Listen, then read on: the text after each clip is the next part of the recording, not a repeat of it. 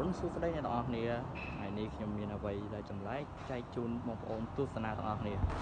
ដូចខ្ញុំដើរទៅយកអីវ៉ាន់របស់ខ្ញុំសិននេះដូចជាឧបករណ៍នេះដើមមាន24 វ៉ុលហើយនឹងនេះអាហ្នឹងដូចជាប្រដាប់សាកថ្ម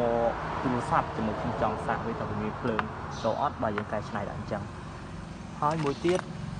ជាមួយនឹងអំពូលភ្លើងនេះអំពូលភ្លើងនេះ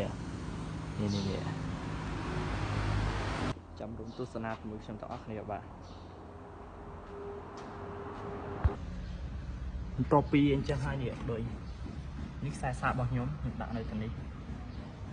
ខ្ញុំរុំវាឲ្យជាប់ដាក់វានៅចេះ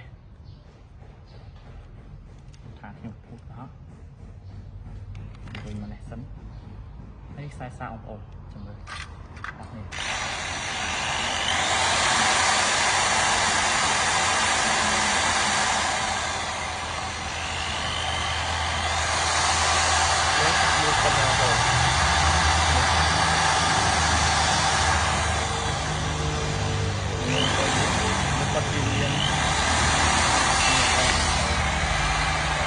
ពេញអំពូលភ្លើងនេះមួយគ្រាប់ទៀតញុកនេះវាមានកន្លែងញុកវានេ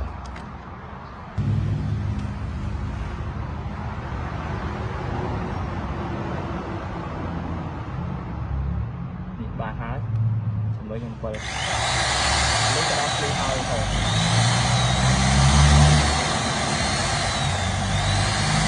បើកាន់ខ្លាំងវាធ្វើការខ្លាំងទៅប្រេគាត់មកទៅមើលខ្លាំង